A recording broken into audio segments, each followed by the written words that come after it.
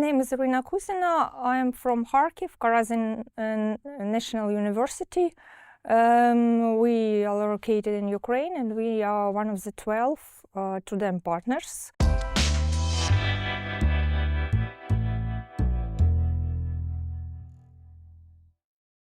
Civic participations, it's not only a reaction to lower political trust, to distrust or to political institutions. It can also go along with higher political trust. As an example, it's after full-scale invasion that happened on February 24th, 2022. In our country, they were recorded a high level to political institution, namely to president. But alongside with it, there was a huge rise of civic activism, civic participations. It was a kind of reaction to exterior invasion, and what was interesting here, it was that this rise of civic participation, it didn't take just for a short period of time, it's still lasting. And by the way, actually it started from 1990, from the Revolution of Granite, and then when it was Orange Revolution, Revolution of Dignity. So there is like a line of, so to say, of making strong civil society. And now it still functions in the context of war, because somehow these voluntary initiatives inspired by people, by ordinary people, not from top to the bottom, but from the bottom to the top, and it still functions, and it somehow replaces even functions of political institution that probably due to its structure, due to its formality, it's for them it's quite complicated to react quickly on the crisis, on the situations that arise every day in our crisis situation. Yeah, but it was like a new idea, I think, for Ukrainian society, actually, that civic society influences and works quickly and reacts in a better way to fulfill the needs. Yeah. So it's a couple of words about civic engagements and how it may go along with political trust. And the second point, as I introduced at the beginning, it was like our research within democratic innovations. There is a point how citizens, how people, ordinary people can influence political decisions. Why is it so important and why is it so interesting? Because now in Ukraine, due to martial law, no election can take place. So we can't elect presidents, we can't elect Verkhovna Rada and local government due to this legislation, yeah. But anyway, there should be a channel how citizens can influence political decisions. How should they be involved in this process? And now what we can see in Ukraine, it's this rise of democratic innovations that they take place. As an example of petition, like everybody can sign a petition or can start a petition.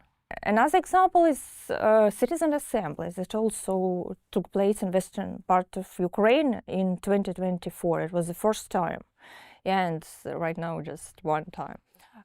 So there is wonderful, I guess, possibilities how people can influence government even within this crisis situation when they don't elect governmental representatives.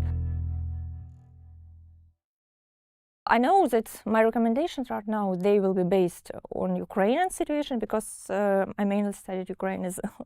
I mean, I can say about this situation because I'm from Ukraine myself, yeah. But I guess it might somehow relate to any society that is in crisis condition, because war is an example of a real crisis condition when nobody actually expected it, and at the beginning nobody knew how to react on the situation. What would I recommend? Like make some policy recommendation in terms of analysis we made in Ukraine.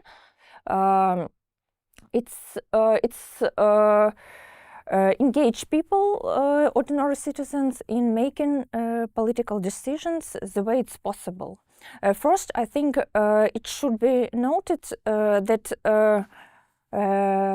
people should know that is really important. That, for example, in case of Ukraine, they don't have any other possibility to influence politicians except for through this instrument, a kind of petition, I guess.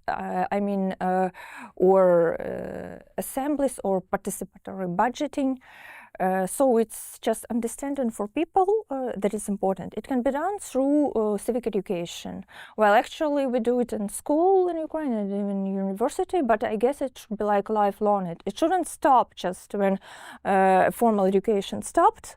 It should be translated via media in different kinds of channels, because it's very important to reach people with different types of channel. It can be television, internet, because it depends on target audience. Every target audience has access to different types of channels, so it's better to get this multivariate perspective. Also, should be people have different opportunities to how to participate. It should be both on site and online.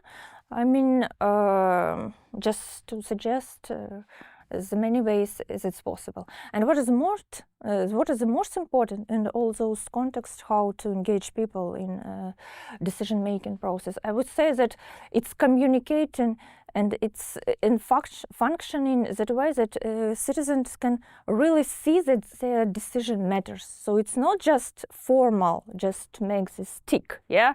I just did it and that's all. But see the results. If it's a participatory budgeting, what is the project realized and how they function.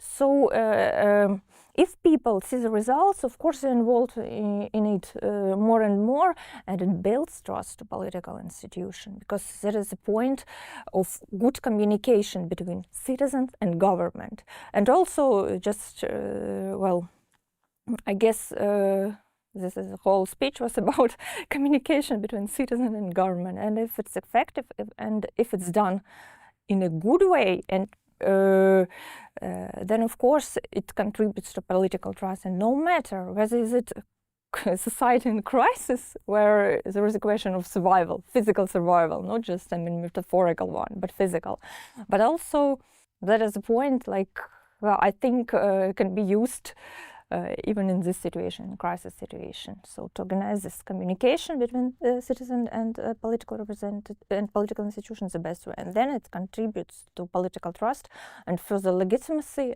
of the system and efficient work.